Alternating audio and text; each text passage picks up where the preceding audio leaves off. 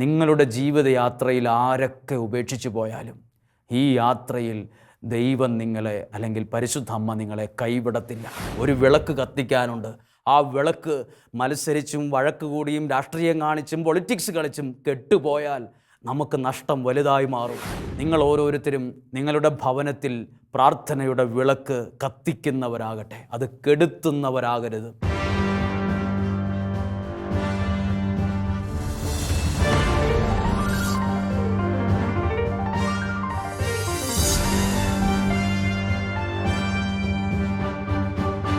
ഈശോയിൽ ഏറ്റവും പ്രിയപ്പെട്ടവരെ, ശാലോമിലൂടെ സംപ്രേഷണം ചെയ്യുന്ന വിമല ഹൃദയ പ്രതിഷ്ഠ എന്ന ശുശ്രൂഷയുടെ വിമല പാതയിൽ എന്നുള്ള ശുശ്രൂഷയുടെ 5-ാമത്തെ ദിവസമാണ് ഞാൻ നിങ്ങളും നിയോഗത്തോടെ പങ്കെടുത്ത് പ്രാർത്ഥിക്കുന്നത്. ദൈവകൃപയിൽ ഈ ശുശ്രൂഷ നിങ്ങൾക്കൊരു വലിയൊരു അനുഗ്രഹമായി മാറുന്നു എന്ന് ഞാൻ വിശ്വസിക്കുന്നു. ദൈവത്തിൻ്റെ വലിയ നന്മകളും അനുഗ്രഹങ്ങളും ഓരോ ദിവസവും നമ്മൾ സ്വീകരിക്കുന്ന ദിവസമാണ്. ഇന്നും നമ്മൾ പ്രധാനപ്പെട്ട വിഷയങ്ങളാണ് പ്രാർത്ഥനയിൽ കൈകാര്യം ചെയ്യുന്നത്, ചിന്തിക്കുന്നത്. ഈ വചനങ്ങളെല്ലാം നിങ്ങളുടെ ശ്രദ്ധയിൽ കൊണ്ടുവരുന്നത് പ്രാർത്ഥനയിലാണ്. ഇത് വലിയ നന്മകളെ കൊണ്ടുവരുന്നൊരു കാര്യമാണ്. നിങ്ങളുടെ കുടുംബത്തിൻ്റെ സ്ഥിതി മാറ്റും. അതുപോലുള്ള നന്മകളുണ്ടാകും. ഒരു നിമിഷം നിങ്ങൾക്ക് വേണ്ടി പ്രാർത്ഥിക്കട്ടെ. നിങ്ങൾ ഒരുപക്ഷെ പല തിരക്കിനിടയിലും പല ഉത്തരവാദിത്തങ്ങളുടെ ഇടയിലും ഒക്കെ ആയിരിക്കും ടി വിയുടെ മുമ്പിൽ അല്ലെങ്കിൽ മീഡിയയുടെ മുമ്പിൽ വന്ന് ഇരുന്ന് വചനം കേൾക്കുന്നത്. മനസ്സ് അസ്വസ്ഥമായിരിക്കും. എന്തുമായാലും ഈ ദൈവവചനം കേൾക്കാൻ നിങ്ങളുടെ ശരീരവും മനസ്സും ഒന്ന് ഒരുക്കി ഒരു നിമിഷം നിങ്ങളൊന്ന് പ്രാർത്ഥിച്ച്, കർത്താവേ, വിമല ഹൃദയ പ്രതിഷ്ഠയിൽ നിയോഗം വെച്ച് പ്രാർത്ഥിക്കുന്ന എന്നെ, എൻ്റെ കുടുംബത്തെ അങ്ങ് ശക്തമായി അനുഗ്രഹിക്കണമേ. എന്നെ, എൻ്റെ കുടുംബത്തെ അങ്ങ് അത്ഭുതകരമായി വിടുവിക്കണമേ. ഒരാൾ വചന ശുശ്രൂഷ ചെയ്തുകൊണ്ടിരിക്കുമ്പോൾ അയാൾ എന്നോട് പറഞ്ഞൊരു പ്രാർത്ഥനയുണ്ട്. എല്ലാ വചനങ്ങളും ശുശ്രൂഷയായി പ്രാർത്ഥിക്കുമ്പോൾ ഇങ്ങനെ പ്രാർത്ഥിക്കണം: കർത്താവേ, ഈ ജനത്തെ അനുഗ്രഹിക്കുമ്പം ആ കൂട്ടത്തിൽ എന്നെ കൂടി അങ്ങ് അനുഗ്രഹിക്കണമേ. കർത്താവേ, ഈ കേൾക്കുന്ന വ്യക്തികൾ സൗഖ്യത്തിനായി പ്രാർത്ഥിക്കുന്ന വ്യക്തികളുണ്ട്. ഈ ജനത്തെ അങ്ങ് സൗഖ്യമാക്കുമ്പോൾ അയോഗ്യനായ എന്നെ കൂടി അങ്ങ് സൗഖ്യമാക്കണമേ. ഈ ജനത്തെ, ഈ കുടുംബത്തെ അങ്ങ് ആശ്വസിപ്പിക്കുമ്പോൾ, സമാധാനിപ്പിക്കുമ്പോൾ എന്നെ കൂടി അങ്ങ് സമാധാനിപ്പിക്കണമേ, ആശ്വസിപ്പിക്കണമേ. ആ കൂട്ടത്തിൽ എന്നെയും കൂടി അനുഗ്രഹിക്കണമേ. നിങ്ങൾ എനിക്ക് വേണ്ടിയും പ്രാർത്ഥിക്കുക. ഈ മിനിസ്ട്രിക്ക് വേണ്ടി പ്രാർത്ഥിക്കുക. ഈ ശാലോമിന് വേണ്ടി പ്രാർത്ഥിക്കുക. ഈ ജപമാല സഖ്യത്തിൽ പങ്കെടുത്ത് പ്രാർത്ഥിക്കുന്ന ലക്ഷക്കണക്കിന് കുടുംബങ്ങളുണ്ട്, വ്യക്തികളുണ്ട്, യുവതി യുവാക്കളുണ്ട്, കുഞ്ഞുങ്ങളുണ്ട്. അവരെല്ലാവരെയും പ്രാർത്ഥനയിൽ ചേർത്ത് വയ്ക്കുന്നു. ഇതൊരാളുടെ ഒരു ഒറ്റയാൾ പോരാട്ടമല്ല. ഇത് കൂട്ടമായ പല സ്ഥലങ്ങളിലുള്ള അനേകർ ആത്മാവിൻ്റെ ഐക്യത്തിൽ പ്രാർത്ഥിക്കുന്ന സമയമാണ്. അത്ഭുതകരമായ റിസൾട്ട് ഈ പ്രാർത്ഥന കൊണ്ടുവരും. ഇന്ന് കേൾക്കുന്ന വചനങ്ങളും നിങ്ങൾക്ക് വേണ്ടി പ്രാർത്ഥിച്ചുകൊണ്ട് ആരംഭിക്കുകയാണ്. ഈ 5-ാമത്തെ ദിവസം നിങ്ങൾ ചിന്തിക്കുന്ന ഒരു കാര്യമാണ്. പരിശുദ്ധ അമ്മ യേശു കുരിശും ചുമന്നുകൊണ്ടുള്ള യാത്രയിൽ കൂടെ ഉണ്ടായിരുന്ന ശിഷ്യന്മാർ ചിലർ ഓടി ഒളിച്ചു. ഒരാൾ ഒറ്റിക്കൊടുത്തു, ഒരാൾ തള്ളിപ്പറഞ്ഞു. സത്യം പറഞ്ഞാൽ ആ യാത്ര ഒറ്റയ്ക്കായിരുന്നു. അപ്പോഴും പരിശുദ്ധ അമ്മ ആ യാത്രയിൽ ഒപ്പമുണ്ടായിരുന്നു. ഞാൻ പ്രസംഗിക്കുന്നത്, ഈ പറയുന്നത് ആരോടോ അല്ല, നിങ്ങളോടാണ്. എന്തോ അല്ല, കൃത്യമായ ഉദ്ദേശത്തോടെയാണ്. യേശുവിൻ്റെ കാൽവരി യാത്രയിൽ പലരും ഉപേക്ഷിച്ചു പോയെങ്കിലും അമ്മ ഉപേക്ഷിച്ചു പോയില്ല. പ്രിയ സുഹൃത്തെ, പ്രിയ കുടുംബമേ, നിങ്ങളുടെ ജീവിതയാത്രയിൽ ആരൊക്കെ ഉപേക്ഷിച്ചു പോയാലും ഈ യാത്രയിൽ ദൈവം നിങ്ങളെ അല്ലെങ്കിൽ പരിശുദ്ധ അമ്മ നിങ്ങളെ കൈവിടത്തില്ല. അമ്മ നിങ്ങളെ ഉപേക്ഷിക്കത്തില്ല. ഈ യാത്രയിൽ, ഈ കാൽവരി യാത്രയിൽ, സങ്കടങ്ങളും വിഷമങ്ങളും ചുമന്നുള്ള ഈ യാത്രയിൽ അമ്മ നിൻ്റെ കൂടെയുണ്ട്. അമ്മ നിൻ്റെ കൂടെയുണ്ട്. ഇതൊരു കാൽവരി യാത്രയാണ്. നമ്മുടെ യാത്രയും ഒരുപക്ഷെ ചിന്തിക്കുമ്പം കാൽവരി യാത്രയോടൊക്കെ സാമ്യമുള്ള എന്തോ ഒരു യാത്രയാണ് നമ്മുടേതും. എവിടെയൊക്കെ ഒത്തിരി തളരുന്ന മനസ്സും തളരുന്ന ശരീരവും നമുക്കുണ്ട്.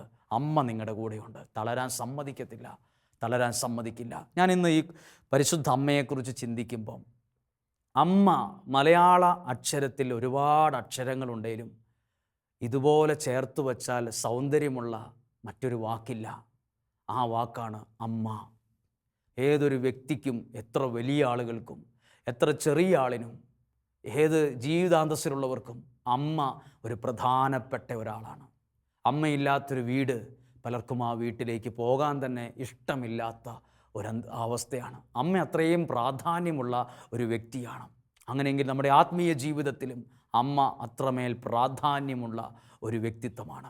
അമ്മയുടെ സാന്നിധ്യം നിൻ്റെ ജീവിതത്തിലും കുടുംബത്തിലും നമുക്കൊരു വലിയൊരു അനുഗ്രഹമാണ്. അമ്മ, പരിശുദ്ധ അമ്മയെ നമ്മൾ ധ്യാനിക്കുമ്പോൾ നമ്മുടെ മനസ്സിലേക്ക് വരുന്നൊരു വാക്കാണ് ഈ ബൈബിൾ വായിക്കുമ്പം കേട്ടോ, തിരുക്കുടുംബം. കുടുംബം, നിങ്ങളൊരു കുടുംബത്തിലെ ആളല്ലേ? ഒരു കുടുംബത്തിലിരുന്ന വചനം കേൾക്കുന്നത്. യേശുവിൻ്റെ കുടുംബത്തിൻ്റെ പേര് തിരുക്കുടുംബം. അതിനെക്കുറിച്ചൊരു ഭക്തൻ പറഞ്ഞത്, കുടുംബം എന്ന് പറയുമ്പം അതൊരു ബലിപീഠമാണ്. കുർബാനയൊക്കെ അർപ്പിക്കുന്ന ആ പീഠത്തിനാണ് ബലിപീഠം എന്ന് പറയുന്നത്. എന്താ ബലിപീഠത്തിൻ്റെ പ്രത്യേകത എന്നറിയോ? ഒരാൾ മറ്റൊരാൾക്ക് വേണ്ടി ജീവൻ കളയുന്നു. ഒരാൾ മറ്റൊരാൾക്ക് വേണ്ടി ജീവിക്കുന്നതിൻ്റെ പേരാണ്, മരിക്കുന്നതിൻ്റെ പേരാണ് ബലിപീഠം. അങ്ങനെയെങ്കിൽ അമ്മയ്ക്ക് ഒരു വാക്ക് ഒരാൾ കൊടുത്തത് ഇങ്ങനെയാണ്, അമ്മയൊരു ബലിപീഠമാണെന്ന്. അമ്മ എങ്ങനെയാണ് ബലിപീഠമാകുന്നത്? അമ്മയൊരിക്കലും അമ്മയ്ക്ക് വേണ്ടി ജീവിക്കാറില്ല. മറ്റൊരാൾക്ക് വേണ്ടി, ഭർത്താവിന് വേണ്ടി, മക്കൾക്ക് വേണ്ടി ജീവിക്കാതെ ജീവിക്കുന്ന ഒരു ബലിപീഠമാണ് അമ്മ. അമ്മ ഈ അടുത്ത കാലത്ത്, കുറച്ച് ദിവസങ്ങൾക്ക് മുമ്പ്, ഇവിടെ അടുത്തുള്ള ഒരു ടൗണിൽ പകൽ സമയം, ഉച്ചയോടടുത്ത സമയത്ത് ഒരു വാഹനം ഒരു പെൺകുട്ടിയെ ഇടിച്ചിട്ടു. ആ വണ്ടിയിൽ ഓടിക്കുന്ന ആൾ അറിഞ്ഞില്ല അങ്ങനെ ഒരു ആക്സിഡൻറ്റ് സംഭവിച്ചത്. പുറകിലുള്ള ആളുകൾ, അവിടെയുള്ള ആളുകൾ ഒച്ച വെച്ചപ്പോഴാണ് ആ വാഹനം ഓടിച്ചിരുന്ന ആൾ അറിയുന്നത്. അപ്പോൾ ഒരു ചെറുപ്പക്കാരൻ പയ്യനാണ് ഈ പെൺകുട്ടിയെ എടുത്ത് പെട്ടെന്നൊരു വണ്ടിയെ കയറ്റി ആശുപത്രിയിൽ എത്തിച്ചത്. ഈ പെൺകുട്ടി സാമാന്യ സാമ്പത്തികമുള്ള വീട്ടിലെ ഒരു കുട്ടിയായിരുന്നു അത്രേ. ആ എടുത്തുകൊണ്ടുപോയ ആളൊന്നും ഇതറിഞ്ഞില്ല. വലിയ പരിക്കൊന്നും ഉണ്ടായിരുന്നില്ല. അവരുടെ കുടുംബക്കാർ മുഴുവൻ നിമിഷ നേരങ്ങൾ കൊണ്ട് ഹോസ്പിറ്റലിലെത്തി. അപ്പോൾ ഈ എടുത്തുകൊണ്ടുപോയി ആശുപത്രിയിൽ രക്ഷിച്ച ഈ പയ്യനെ കണ്ടപ്പോൾ ആ വീട്ടുകാർ ചിലർ സംശയിച്ചു. അവർ ചോദിച്ചു, നിൻ്റെ വണ്ടിയാണോടാ ഇടിച്ചത്? നിൻ്റെ വണ്ടിയാണോ ഇടിച്ചത്? അവർ ദേഷ്യപ്പെടാൻ തുടങ്ങി. അപ്പോൾ ആ പയ്യൻ, ആ സുഹൃത്ത് അവരോട് പറഞ്ഞു, സഹോദരൻ, എൻ്റെ വണ്ടിയല്ല, വണ്ടി ഇടിച്ചപ്പോൾ ഞാനാണ് ഇവിടെ കൊണ്ടുവന്നത്. അപ്പോൾ ഉടനെ കുറച്ച് കഴിഞ്ഞപ്പോൾ അവർ ശാന്തമായി. ഉടനെ ആ കുടുംബക്കാർ ചോദിച്ചു, നിനക്ക് എത്ര രൂപ വേണ്ടത്? എത്ര രൂപയാണ് വേണ്ടത്? നിനക്ക് എത്ര പൈസയാണ് വേണ്ടത്? 5000 ആണോ വേണ്ടത്? 10000 ആണോ വേണ്ടത്? അവർ പെട്ടെന്ന് പൈസ എടുക്കുകയാണ്. അപ്പോൾ ആ ചെറുപ്പക്കാരൻ അവരുടെ നേരെ കൈകൂപ്പിയിട്ട് പറഞ്ഞു, എനിക്ക് പണം വേണ്ട, എൻ്റെ അമ്മ മരിച്ചതാണ്. എൻ്റെ അമ്മ രോഗം വന്ന് ഇത്ര വർഷങ്ങൾക്ക് മുമ്പ് മരിച്ചതാണ്. എനിക്ക് അമ്മയില്ല. എനിക്കൊരു ഉപകാരം ചെയ്താൽ മതി. നിങ്ങളെ അമ്മ എന്ന് വിളിക്കാനുള്ളൊരു സ്വാതന്ത്ര്യം എനിക്ക് തന്നാൽ മതി. അത് കേട്ടപ്പോൾ ഇവരാകെ ഭയങ്കരമായി അത്ഭുതപ്പെട്ടു പോയി. അവർ പെട്ടെന്ന് അവരുടെ ശരീരം തണുത്തു. അവർക്ക് എന്ത് മറുപടി പറയേണ്ടതെന്ന് അറിയാതെയായി. അമ്മയെന്ന് പൈസ വേണ്ട, നിങ്ങളെ അമ്മയെന്ന് വിളിക്കാൻ ഒരു സ്വാതന്ത്ര്യം എനിക്ക് തന്നാൽ മതി. അപ്പോൾ ആ വീട്ടിലെ ആളുകൾ പറയുകയാണ്, അവൻ്റെ മുഖത്ത് നോക്കിയപ്പോൾ ഞങ്ങളും വല്ലാതെ വിഷമിച്ചു പോയി. ഒരമ്മയ്ക്ക്, അമ്മയില്ലാത്ത ഒരാൾ അമ്മയെന്ന് വിളിക്കാൻ ചോദിക്കുമ്പോൾ ഇത് കേട്ട സ്ത്രീ, മക്കളുള്ള സ്ത്രീ അതാ അവിടെ ഇരുന്ന് കരയുന്നു. ഒരമ്മയുടെ വിലയും സാന്നിധ്യവും അത്രമേൽ ഉണ്ട്. അമ്മ ഒരു ബലിപീഠമാണ്. ഒരുപക്ഷെ ഒരു വീട്ടിൽ ഏറ്റവും കൂടെ സഹിക്കുന്ന ആരാണെന്ന് ചോദിച്ചാൽ മിക്കവാറും അത് കറങ്ങിത്തിരിഞ്ഞ് അമ്മയുടെ അടുത്ത് വരും. മിക്കവാറും കള്ളുകുടിയനായ മദ്യപാനിയായ ഭർത്താവ്, അല്ലെങ്കിൽ എന്തു പറഞ്ഞാലും ഇങ്ങോട്ട് തർക്കുത്തരം പറയുന്ന മക്കൾ, എപ്പോഴും അടുക്കളയിലെ ചൂടും ഭക്ഷണം ഉണ്ടാക്കുന്ന കാര്യവുമായി ബന്ധപ്പെട്ട് ആരും കാണാത്ത കുറേ ജോലികൾ, എപ്പോഴും എല്ലാവരും വരുമ്പോൾ വെച്ച് വിളമ്പി കൊടുക്കുന്ന, ഏറ്റവും കൂടുതൽ സഹിക്കുന്ന ഒരാൾ ഒരു വീട്ടിലെ ഒരാൾ അമ്മയായിരിക്കും. അമ്മയെക്കുറിച്ച് ഒരുപാട് കാര്യങ്ങൾ ചിന്തിക്കാനുണ്ട്. ഞാൻ അമ്മയെക്കുറിച്ച് പ്രഭാഷണം നടത്തുകയല്ല. പരിശുദ്ധ അമ്മയുടെ ഹൃദയത്തിൽ നമ്മളെ തന്നെ പ്രതിഷ്ഠിക്കാൻ ഒരുങ്ങുവാണല്ലോ. അമ്മയുടെ സാന്നിധ്യം അറിയാൻ നമ്മളും ഈ ഒരു അനുഭവങ്ങളൊക്കെ ഉള്ളത് നല്ലതാണ്. 1-2 അനുഭവങ്ങൾ എന്നെ വളരെ ചിന്തിപ്പിച്ചു ഈ തിരുക്കുടുംബവുമായിട്ട് ബന്ധപ്പെട്ട് പറയുമ്പോൾ. അത് ഹൃദയത്തിൽ നിന്നാണ്, ഞാൻ തൊണ്ടയിൽ നിന്ന് സംസാരിക്കുകയല്ല, ഞാനൊരു ബഹളം ഉണ്ടാക്കുകയല്ല, ഞാൻ ഒച്ച വെക്കുകയല്ല. എൻ്റെ ഹൃദയത്തിൽ നിന്ന് ആ ഒരു അവസ്ഥയിൽ നിന്നുകൊണ്ട് തന്നെയാണ് ഞാൻ പ്രസംഗിക്കുന്നത്. എനിക്കറിയാം ഞാൻ എന്താണ് പ്രസംഗിക്കുന്നത് എന്ന്. ഒരിക്കൽ ഒരു വീട്ടിൽ ചെന്നപ്പോൾ ആ വീട്ടിൽ 10-12 വയസ്സുള്ള ഒരു ആൺകുട്ടിയുണ്ട്. അപ്പോൾ ആ വീട്ടിൽ ചെന്നപ്പോൾ അറിഞ്ഞു, വലിയ വീടുണ്ട്, വലിയ കാറുണ്ട്, എല്ലാം ഉണ്ട്. അവരുടെ മുഖത്തെല്ലാം ഒരു വിഷമമുണ്ട്. കാരണം ആ കുട്ടിക്ക് ഓട്ടിസമാണ്, ഭയങ്കരമായ ഉപദ്രവമാണ്. ആ വീട്ടിൽ ഞാൻ ഇരിക്കുമ്പോൾ എനിക്കറിയില്ലായിരുന്നു ഈ കൊച്ചിങ്ങനെ ഉപദ്രവിക്കുമെന്ന്. അപ്പുറത്തെ മുറിയിൽ നിന്ന് ഓടി വന്ന് ഒറ്റയിടി എനിക്കിട്ടിടിച്ചു. അപ്പോൾ തന്നെ എനിക്കും വല്ലാണ്ടൊരു വലിയൊരു ഷോക്കായി. ഭയങ്കര ശക്തിക്കുള്ള ഒരടി, ഒരു വലിയൊരു വിഷമം മനസ്സിലങ്ങുണ്ടായി. ആ കൊച്ച് അപ്പം അവർ പറഞ്ഞു, ഞങ്ങൾക്കൊന്ന് ഉറങ്ങാൻ പോലും പറ്റില്ല ഇവിടെ. ഞങ്ങൾക്ക് എൻ്റെ വൈഫ് ഇന്നയാളാണ്, ഇത്ര പഠിത്തമുണ്ട്, ഇപ്പോൾ ജോലിയെല്ലാം ഉപേക്ഷിച്ചു ഈ കൊച്ചിന് വേണ്ടി. നല്ല ശരീരം, തടിയുണ്ടായിരുന്ന, വണ്ണം ഉണ്ടായിരുന്ന ഒരാളാണ്. ഈ കൊച്ചിൻ്റെ ഉപദ്രവം കൊണ്ട് ഭാര്യ വല്ലാതെ മെലിഞ്ഞു, ഉറങ്ങാൻ പറ്റുന്നില്ല, ജോലിക്ക് പോകാൻ പറ്റുന്നില്ല, എന്തിനു പറയണമെന്ന് പള്ളിയിൽ പോലും കൊണ്ടുപോകാൻ പറ്റില്ല. അമ്മ ഒരു ബലിപീഠമല്ലേ, അമ്മയൊരു ബലിപീഠം. വിവാഹം കഴിഞ്ഞ് 5-8 വർഷങ്ങൾക്ക് ശേഷം ഇതാ ഒരു ഭർത്താവ് മരത്തിൽ നിന്ന് വീണ് അരയ്ക്ക് താഴ്പോട്ട് വല്ലാണ്ട് തളർന്നുപോയി. ബാത്റൂമിൽ കൊണ്ടുപോകണം, കുളിപ്പിക്കണം, ഭക്ഷണം വാരിക്കൊടുക്കണം. ആകെ ബുദ്ധിമുട്ട്. ഒരു ദിവസമല്ല, വർഷങ്ങൾ ഒരുപാടായി. പക്ഷേ ആ ജീവിതം ചിന്തിക്കുമ്പം ആ മുഖത്ത് കൊണ്ടൊരു ചിരി. അപ്പോൾ ശരിക്കും നമ്മൾ തിരിച്ചു പോകുമ്പം നമുക്കറിയാൻ പറ്റും, ആ സ്ത്രീ ശരിക്കും ആ വീട്ടിൽ മറ്റൊരാൾക്ക് വേണ്ടി ജീവിക്കുന്ന ഒരു ബലിപീഠമാണെന്ന്. ഓരോ വ്യക്തിയും, ഓരോ കുടുംബവും, പരിശുദ്ധ അമ്മയുടെ ജീവിതം നോക്ക്. ആ കുടുംബത്തിന് വേണ്ടി, യേശുവിനെ ലോകത്തിന് നൽകാൻ വേണ്ടി ബലിപീഠമായവളാണ്. ബലിപീഠമായവൾ പരിശുദ്ധ അമ്മ. മറ്റൊരാൾക്ക് വേണ്ടി ജീവിക്കുന്നവരാണ് ബലിപീഠമാകുന്നത്. ബൈബിളിൽ ഒരുപാട് പ്രാവശ്യം എഴുതിയിട്ടുണ്ട്, ബലിപീഠത്തിൽ അർപ്പിക്കുന്ന ബലിവസ്തുവിൽ നിന്ന് ഉയരുന്ന പരിമളദ്രവ്യത്തിൻ്റെ സുഗന്ധമേറ്റ് ദൈവം പ്രസാദിച്ചു. നിങ്ങളുടെ ജീവിതമാകുന്ന ബലിപീഠത്തിൽ നിന്ന്, ഉയരുന്ന ബലികളിൽ നിന്ന്, ആ ചെയ്യുന്ന പ്രവൃത്തികൾ പോലും ഒരു ബലിയാണ്. ആ പ്രവൃത്തി ബലിയാണ്. പ്രായത്തിൽ ഒരു സ്ത്രീ, ഒരു കുടുംബം വരികയാണ്. അവർ രണ്ടുപേരുടെയും തലമുടിയൊക്കെ നരച്ചു. 2 ചെറിയ കുഞ്ഞുങ്ങൾ കൂടെയുണ്ട്. അപ്പോൾ അടുത്തു നിന്നൊരാൾ ചോദിച്ചു, കൊച്ചുമക്കളായിരിക്കും അല്ലേ എന്ന്. അപ്പോൾ ആ ചേട്ടൻ പറഞ്ഞു, അല്ല, എൻ്റെ പിള്ളേരാണ്. അപ്പോൾ എല്ലാവർക്കും ഭയങ്കര അത്ഭുതം, ഇത്രയും പ്രായമൊക്കെ ആയി, തലമുടിയൊക്കെ നരച്ച് ഇവർക്ക് ഇത്രയും ചെറിയ പിള്ളേരോ. അപ്പോൾ ആ ചേട്ടൻ പറയുകയാണ്, എനിക്ക് ഒരു പെങ്ങളുണ്ടായിരുന്നു, അവളുടെ കിഡ്നി ഫെയിലായി പോയി, ഡയാലിസിസ് ചെയ്യുകയായിരുന്നു. ഒരു ആഴ്ചയിൽ 3 പ്രാവശ്യം ഡയാലിസിസ് ചെയ്യണം. ബാക്കിയുള്ള ദിവസം ഞാൻ പണിക്ക് പോകും. എൻ്റെ പെങ്ങൾ മരിച്ചുപോയി. അവൾക്ക് വേണ്ടി ഞാൻ ജീവിച്ചപ്പം വിവാഹം കഴിക്കുന്ന കാര്യമൊക്കെ ഞാൻ മറന്നു. അവളുടെ മരണശേഷം പിന്നീട് ആണ് ഞാൻ വിവാഹത്തെക്കുറിച്ച് എൻ്റെ വീട്ടുകാർ ചിന്തിച്ചതുപോലും. മറ്റൊരാൾക്ക് വേണ്ടി ജീവിക്കുന്ന ഓരോ അപ്പനും അമ്മയും എന്നെ കേൾക്കുന്നുണ്ട്. മക്കൾക്ക് വേണ്ടി ജീവിക്കുന്ന, ഭർത്താവിന് വേണ്ടി ജീവിക്കുന്ന, ഭാര്യയ്ക്ക് വേണ്ടി ജീവിക്കുന്ന, കുടുംബത്തിന് വേണ്ടി ജീവിക്കുന്ന ബലിപീഠമായ ജീവിതങ്ങളാണ് നിങ്ങൾ ഓരോരുത്തരും. ബലിപീഠമായവർ. മറ്റൊരാൾക്ക് വേണ്ടി ജീവിക്കുന്ന അമൂല്യ ജീവിതങ്ങളാണ് നിങ്ങൾ. നിങ്ങളുടെ ജീവിതത്തിൽ നിന്ന് ഉയരുന്ന ഓരോ കാര്യങ്ങളും സ്വർഗം പ്രസാദിക്കാൻ കാരണമാകും. ഞാനിന്ന് നിങ്ങളോട് പ്രസംഗിക്കാൻ ആഗ്രഹിച്ച ഒരു പ്രധാനപ്പെട്ട കാര്യം വിശുദ്ധ ലൂക്കായുടെ സുവിശേഷം 15-ാം അധ്യായമാണ്. വിശുദ്ധ ലൂക്കായുടെ സുവിശേഷം 15-ാം അധ്യായം 3 പേരാണ്. ഈ 3 പേര് ഒരുമിച്ചാൽ നമ്മുടെ സമുദായം രക്ഷപ്പെട്ടു, വീട് രക്ഷപ്പെട്ടു, പള്ളി രക്ഷപ്പെട്ടു, ഇടവക രക്ഷപ്പെട്ടു, നാട് രക്ഷപ്പെട്ടു. 3 പേർ ഒരുമിക്കണം. വലിയ ബുദ്ധിമുട്ടാണ്, വലിയ കാര്യമാണ്. 3 പേര്. ലൂക്കാ സുവിശേഷം 15-ാം അധ്യായത്തിൽ 3 പേരുണ്ട്. ഒന്നാമത്തേത് കാണാതായ ആടിൻ്റെ ഉപമ പറയുന്ന ഒരു ഭാഗമാണ്. അതിനകത്ത് ഒരാൾക്ക് 100 ആടുകൾ ഉണ്ടായിരിക്കെ അതിലൊന്നും നഷ്ടപ്പെട്ടാൽ അതിനെ തേടിപ്പോകുന്ന ഒരിടയൻ. ഇടയൻ എന്ന് പറഞ്ഞാൽ ഒരാളെ ആത്മീയമായി നയിക്കുന്ന, അത് അച്ഛനായാലും പാസ്റ്ററായാലും അതാരായാലും ഇടയൻ്റെ ധർമ്മമാണ്. കുടുംബത്തിലുകൊണ്ട് ഓരോ ഇടയന്മാർ. 100 ആടുകളുണ്ട്, ഒരെണ്ണം നഷ്ടപ്പെട്ടു പോയി, അതിനെ അന്വേഷിച്ചു പോകുന്ന ഒരു ഇടയൻ്റെ ധർമ്മമാണ് നമ്മുടെ ഓരോരുത്തരുടെയും. ചിലതൊക്കെ നഷ്ടപ്പെട്ടു പോയി. ഏത് നഷ്ടപ്പെട്ടതിനെയും തിരിച്ചു കൊണ്ടുവരാൻ പറ്റും. ഏത് നഷ്ടപ്പെട്ടതിനെയും, ദൈവനാമത്തിലാണ് ഇത് പറയുന്നത്. നഷ്ടപ്പെട്ടതെന്തും തിരിച്ചു കൊണ്ടുവരാൻ പറ്റും. ഒരിടയൻ വേണം അവിടെ, ഒരിടയൻ ഉണ്ടാകണം. നഷ്ടപ്പെട്ടു പോയി. നമ്മൾ ചിന്തിക്കും 100 പേരുടെ ഒരെണ്ണമല്ലേ പോയുള്ളൂ, അത് പോട്ടെ എന്ന് പറയും. 100 ആടുകൾ ഉണ്ടായിരിക്കെ ഒരെണ്ണം നഷ്ടപ്പെട്ടപ്പോൾ ആ ഒരെണ്ണത്തിന് വേണ്ടി പോകുന്ന ഒരു ഇടയനെ ഇവിടെ കാണാൻ പറ്റും. ഒരിടയൻ. വിശുദ്ധ ലൂക്കായുടെ സുവിശേഷം 15-ാം അധ്യായം 8 മുതലുള്ള വാക്യത്തിൽ എഴുതിയിട്ടുള്ളത് കാണാതായ നാണയത്തിൻ്റെ ഉപമയാണ്. അതിലെഴുതിയിട്ടുള്ളത്, തനിക്ക് 10 നാണയം ഉണ്ടായിരിക്കെ അതിലൊന്ന് നഷ്ടപ്പെട്ടാൽ, അപ്പോൾ ആദ്യത്തേത് 100-ൽ 1, രണ്ടാമത്തേതിൻ്റെ അളവ് വ്യത്യാസം വന്നു, 10-ൽ 1. നിങ്ങളോട് ഈ വചനം പറയുമ്പോൾ ഒരു കാര്യം ഓർത്ത്, നഷ്ടപ്പെട്ടതിനെ ഓർത്ത് വിഷമിക്കുന്ന ആരൊക്കെയോ എന്നെ എവിടെയെല്ലാമോ ഇരുന്ന് കേൾക്കുന്നുണ്ട്. എന്താ നഷ്ടപ്പെട്ടത്? 100 ആടുകളിൽ ഉള്ളതിൽ ഒരെണ്ണമാണോ നഷ്ടപ്പെട്ടത്? ഇതൊരു ഇടയനിൻ്റെ അവസ്ഥയിൽ നഷ്ടപ്പെട്ടതാണ്. രണ്ടാമത്തെ ഒരു വീടിൻ്റെ അന്തരീക്ഷത്തിൽ നഷ്ടപ്പെട്ടതാണ്. നിങ്ങൾക്ക് നഷ്ടപ്പെട്ടത് എന്താണ്?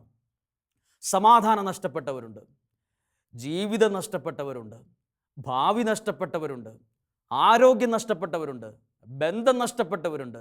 എല്ലാവരുടെ ജീവിതം പരിശോധിച്ചാലും നഷ്ടത്തിൻ്റെ വിഷമം അറിയുന്നവരാ പലരും.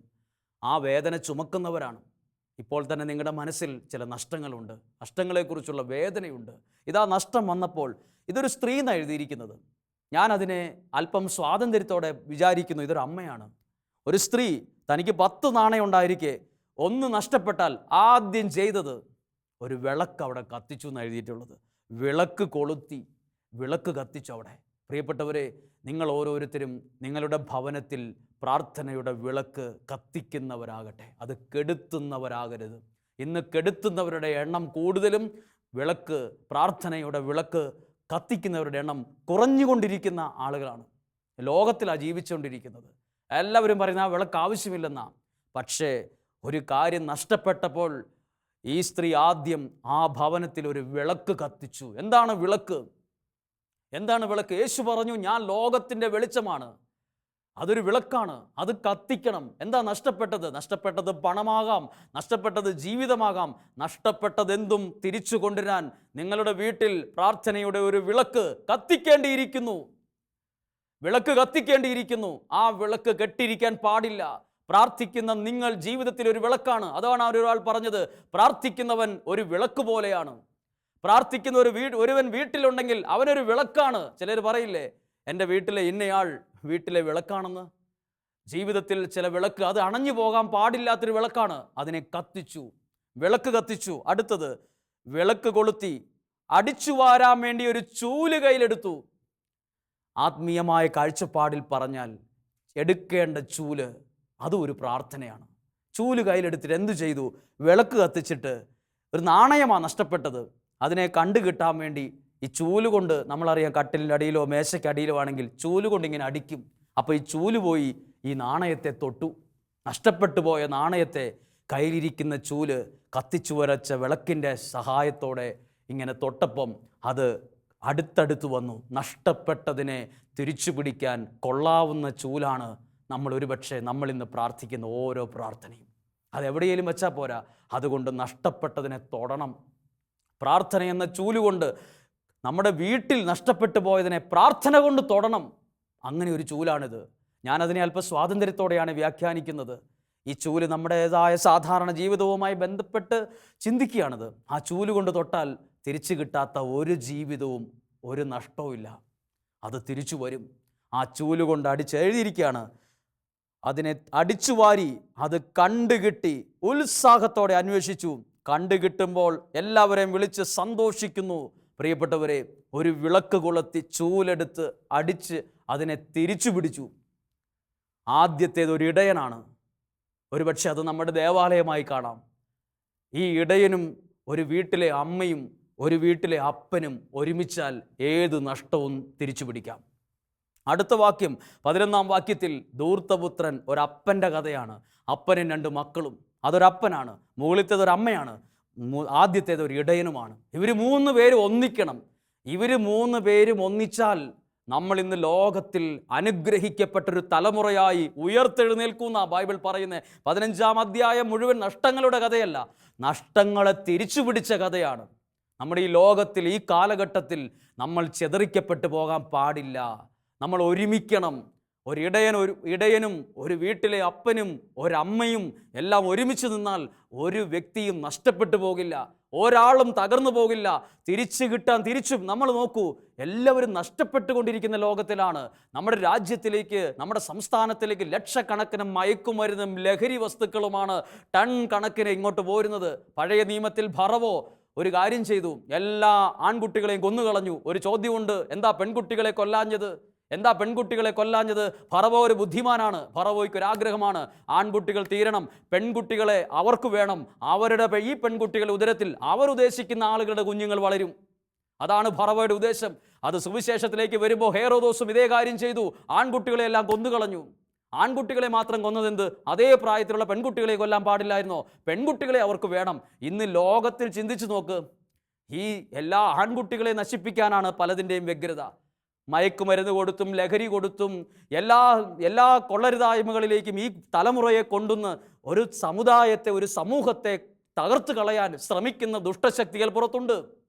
എല്ലാവർക്കും ഇഷ്ടപ്പെട്ടു എന്ന് വരില്ല ഈ പറയുന്നതും പ്രസംഗിക്കുന്നതും, പക്ഷേ യാഥാർത്ഥ്യങ്ങളാണ്.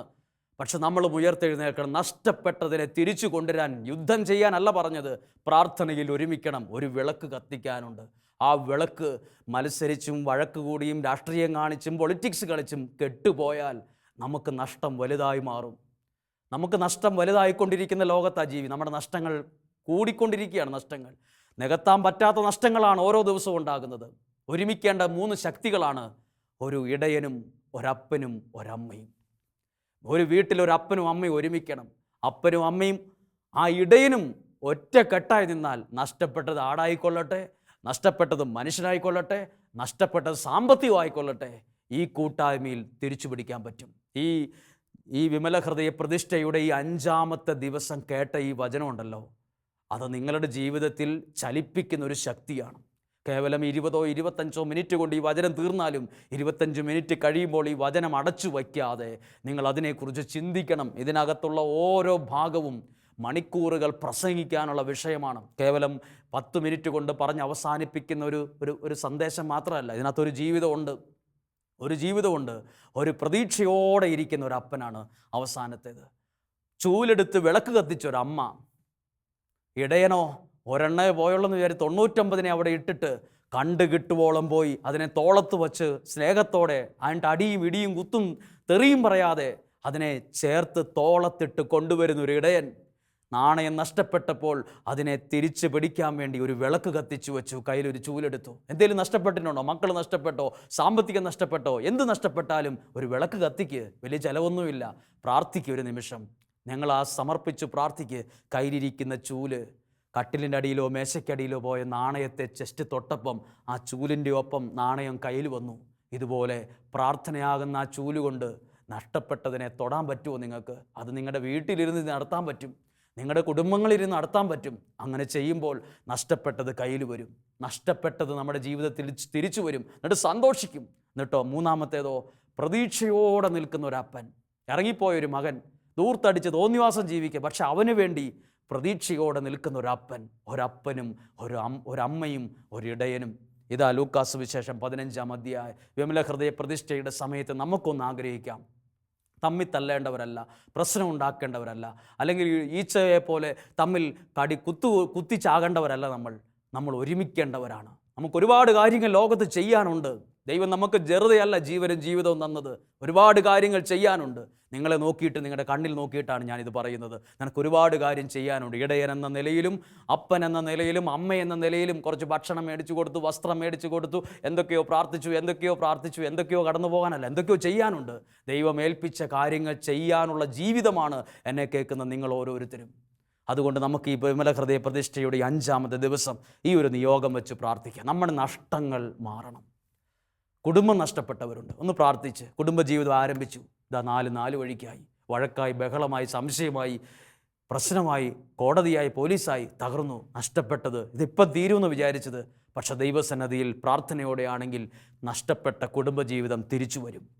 ഞങ്ങളുടെ കുഞ്ഞുങ്ങൾ ചിലപ്പോൾ വഴിതെറ്റിപ്പോയിട്ടുണ്ടാകാം, വഴി മാറിപ്പോയിട്ടുണ്ടാകാം, തെറ്റായ ബന്ധങ്ങളിൽ പെട്ടിട്ടുണ്ടാകാം. തിരിച്ചു വരും. പ്രതീക്ഷയോടെ നിൽക്കുന്ന ഒരു അപ്പനും വേണം, വിളക്ക് കൊളുത്തി ചൂല് കയ്യിലെടുക്കുന്ന ഒരു അമ്മ വേണം, പിന്നെ ഒരു ഇടയനും വേണം. ഒരു 3 പേരും ഒന്നിച്ചാൽ നമ്മളെ തോൽപ്പിക്കാൻ ആർക്ക് കഴിയുമെന്നാണ് നിങ്ങൾ പറയുന്നത്?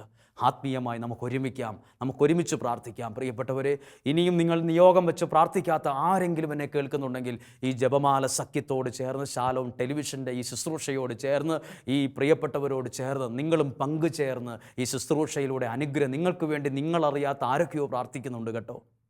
നിങ്ങൾ മാത്രമല്ല, നിങ്ങൾ ഒരിക്കലും കണ്ടിട്ടില്ലാത്ത, അറിയാത്ത ആരൊക്കെയോ ഇതാ നിങ്ങൾക്ക് വേണ്ടി പ്രാർത്ഥിക്കുന്നുണ്ട്, ഈ ആരാധനയിൽ പങ്കെടുക്കുന്നുണ്ട്. നമുക്കൊരു നിമിഷം പ്രാർത്ഥിക്കാം. ദൈവമേ, ഈ പ്രിയപ്പെട്ടവരെ അനുഗ്രഹിക്കുന്നതിന്, നഷ്ടപ്പെട്ടതിനെ തിരിച്ചു കൊണ്ടുവരാൻ പറ്റുമെന്ന ബോധ്യം വചനത്തിലൂടെ നൽകിയതിന് ഞങ്ങൾ നന്ദി പറയുന്നു. പരിശുദ്ധ അമ്മയുടെ ജീവിതം വെച്ച് ചിന്തിക്കുമ്പം ആദ്യം ഓർമ്മ വരുന്നത് തിരുക്കുടുംബമാണ്. ഞങ്ങളുടെ കുടുംബത്തിൽ നഷ്ടപ്പെട്ടു പോയ ഒരുപാട് കാര്യമുണ്ട്. ഞങ്ങളുടെ നഷ്ടങ്ങളിൽ അമ്മയുടെ അനുഗ്രഹവും മാധ്യസ്ഥവും വേണമെന്ന് ഞങ്ങൾ അപേക്ഷിക്കുന്നു. തുടർന്നുള്ള ആരാധനയിൽ പ്രാർത്ഥനയോടെ, പ്രതീക്ഷയോടെ ഞങ്ങൾ പ്രവേശിക്കുകയാണ്. ഞങ്ങളെ അനുഗ്രഹിക്കണമേ. ഇന്നൊരു അനുഗ്രഹത്തിൻ്റെയും വിടുതലിൻ്റെയും സൗഖ്യത്തിൻ്റെയും നഷ്ടങ്ങൾ മാറിയതിൻ്റെയും ഒരു ദിവസവും മണിക്കൂറുമാക്കി മാറ്റണമേ എന്ന് എളിമയോടെ പ്രാർത്ഥിക്കുന്നു. ദൈവം എല്ലാവരെയും സമൃദ്ധിയായി അനുഗ്രഹിക്കട്ടെ. നമുക്ക് പ്രതീക്ഷയോടെ ആരാധനയിലേക്ക് പ്രവേശിക്കാം.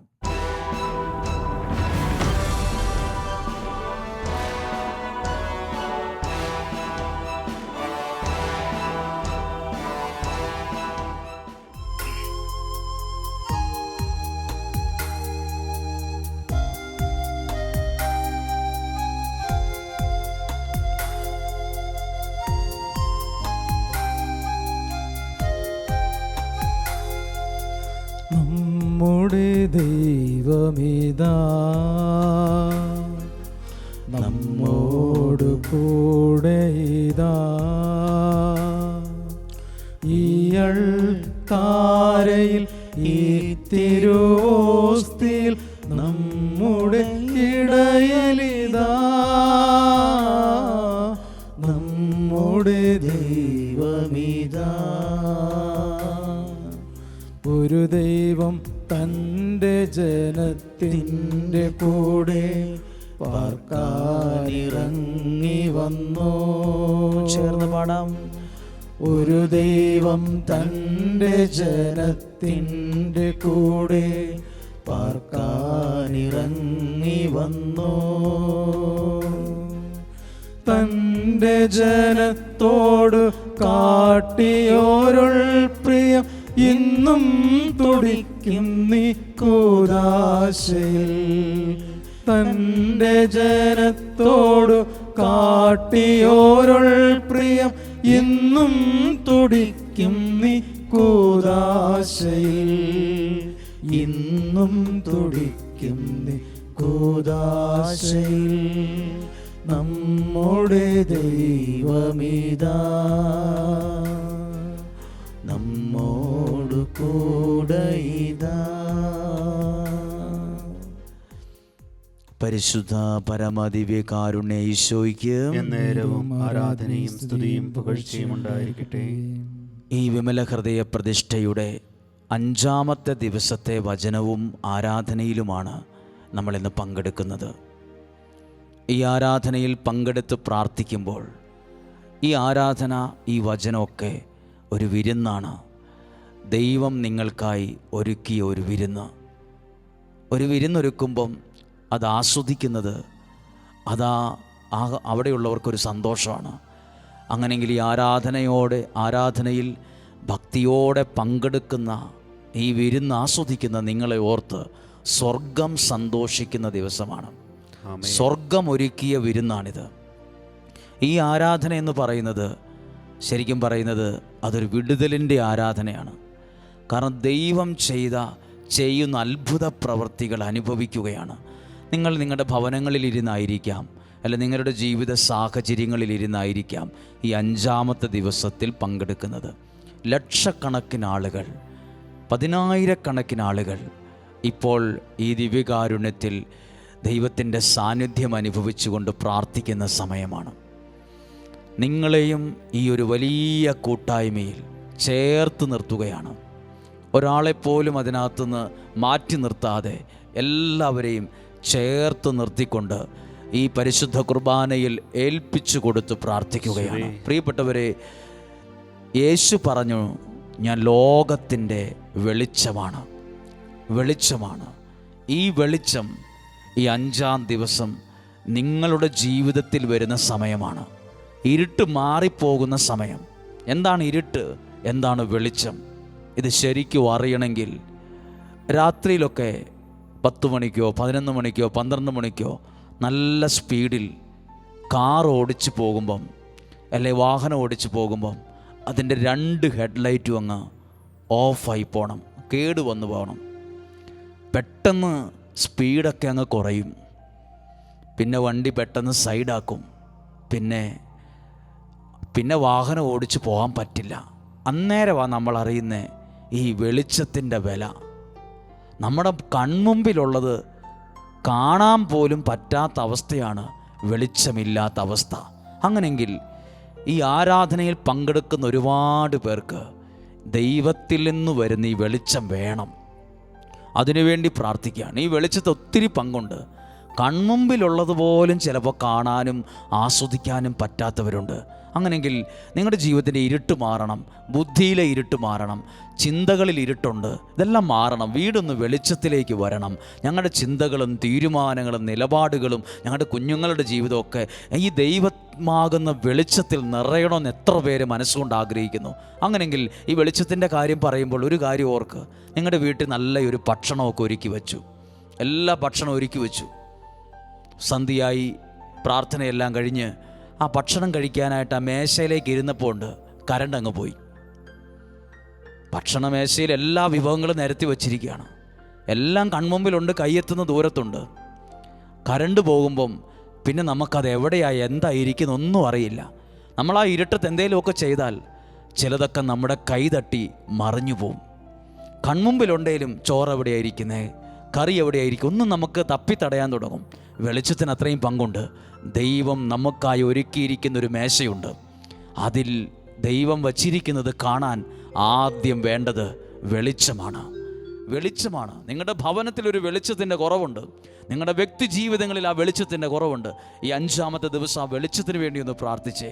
നിങ്ങളുടെ ബുദ്ധിയിൽ ആ വെളിച്ചം നിറയട്ടെ. അങ്ങനെയെങ്കിൽ ആ ഒരു വെളിച്ചത്തിനായി ആഗ്രഹിച്ച് കരങ്ങളെ ഞങ്ങൾ ഉയർത്തുകയാണ്, നിങ്ങൾക്ക് വേണ്ടി ഉയർത്തുകയാണ്. മോശ ഇസ്രായേൽ ജനത്തിനു വേണ്ടി മലമുകളിൽ കരങ്ങൾ ഉയർത്തി നിന്നതുപോലെ ഇതാ ഷാലോൺ ടിവിയോട് ചേർന്ന് പ്രവർത്തിക്കുന്ന അനേകം ശുശ്രൂഷകർ, അതിൻ്റെ നേതൃത്വത്തിലുള്ളവർ ഇതാ നിങ്ങൾക്ക് വേണ്ടി ഈ ആരാധനയുടെ മുമ്പിൽ കരങ്ങൾ ഉയർത്തുന്നു, നിങ്ങൾക്ക് വേണ്ടി പ്രാർത്ഥിക്കുന്നു. നിങ്ങളുടെ ജീവിതം വെളിച്ചത്തിലേക്ക് വരാൻ, നിങ്ങളുടെ ജീവിതത്തെ ആകെപ്പാടെ മൂടിയിരിക്കുന്ന ആ കട്ടിയായ ഇരുട്ട് മാറിപ്പോകട്ടെ, ആ ഇരുട്ട് മാറാൻ ഇടവരട്ടെ. നിങ്ങളുടെ കണ്ണുകൾക്കും നിങ്ങളുടെ ശരീരത്തിനും നിങ്ങളുടെ ബുദ്ധിക്കും ചിന്തകൾക്കും ഒരു വെളിച്ചം ഉണ്ടാകട്ടെ. ഒന്ന് സ്തുതിച്ച് ഞങ്ങൾ പ്രാർത്ഥിക്കുന്നു. ഹല്ലേലൂയ. കർത്താവേ, ഷാലോൺ ടിവിയിലൂടെ ഈ ആരാധനയിൽ പങ്കെടുക്കുന്ന ഓരോ വ്യക്തികളെ, ഓരോ കുടുംബങ്ങളെ ദൈവത്തിന്റെ ആ വെളിച്ചം കൊണ്ട് നിറയട്ടെ. ആ ഇരുട്ടും അസ്വസ്ഥതയും എല്ലാം മാറട്ടെ. മന്ത്രവാദത്തിന്റെ, കൂടോത്രത്തിന്റെ, ക്ഷുദ്രപ്രയോഗത്തിന്റെ അതിന്റെയൊക്കെ ഫലമായി കയറി വന്ന ഇരുട്ടുകളുണ്ട്. സാത്താൻ കയറ്റി വച്ചിരിക്കുന്ന ഇരുട്ടുണ്ട്. ഒന്നും കാണാൻ മേലാത്ത അവസ്ഥ, ഒന്നും എടുക്കാൻ പറ്റാത്ത അവസ്ഥ, ഒന്നും ചെയ്യാൻ പറ്റാതെ ആകെ പൂട്ടിയിരിക്കുന്ന ഒരു അവസ്ഥ, അതെല്ലാം മാറട്ടെ. ദൈവത്തിന്റെ ആ വെളിച്ചം നിങ്ങളിൽ വരുന്നു, ആ വെളിച്ചം നിങ്ങളിൽ നിറയുന്നു. ദൈവം നിങ്ങളെ അനുഗ്രഹിക്കുന്നു. ആ അസ്വസ്ഥതകൾ, ആ തടസ്സങ്ങൾ എല്ലാം ഈ വെളിച്ചത്തിന്റെ ശക്തിയിൽ മാറിപ്പോകും. യേശു പറഞ്ഞു, ഞാൻ ലോകത്തിന്റെ വെളിച്ചമാണ്. ആ വെളിച്ചം നിങ്ങളിൽ നിറയുന്നു, ആ വെളിച്ചം നിങ്ങളുടെ ജീവിതത്തിൽ നിറയുന്നു. അതൊരുപാട് നന്മകളെ എടുക്കാൻ കാരണമാകുന്ന വെളിച്ചമാണ്. ദൈവമേ, ഇരുട്ട് മാറ്റുന്ന ഈ വെളിച്ചത്തെ ഓർത്ത്, ഇരുട്ട് മാറ്റുന്ന ഈ വെളിച്ചത്തെ ഓർത്ത് ഞങ്ങൾ നന്ദി പറയുന്നു. വെളിച്ചത്തെ ഓർത്ത് നന്ദി പറയുന്നു, നന്ദി പറയുന്നു, നന്ദി പറയുന്നു. Hallelujah, hallelujah. പ്രിയ, നമ്മൾ ചേർന്ന് പ്രാർത്ഥിക്കുന്നു, നമ്മൾ ചേർന്ന് പാടുന്നു, ഒരുമിച്ച് ആരാധിക്കുന്നു, ദൈവത്തെ മഹത്വപ്പെടുത്തുന്നു. പരിശുദ്ധ അമ്മയോട് ചേർന്ന്, നമ്മൾ ഒരുമിച്ച് സഭയോട് ചേർന്ന്, പിതാക്കന്മാരോട് ചേർന്ന്, ശുശ്രൂഷകരോട് ചേർന്ന്, കൂട്ടായ്മയോട് ചേർന്ന് നമ്മൾ ഒരു മനസ്സോടെ ഒരുമിച്ച് പാടി ആരാധിക്കുന്നു. വിശ്വാസത്തിൽ നിന്ന് പ്രാർത്ഥിക്കുമ്പോൾ ഈ വെളിച്ചം നമ്മുടെ ജീവിതത്തിന്റെ അനുഗ്രഹമായി മാറും.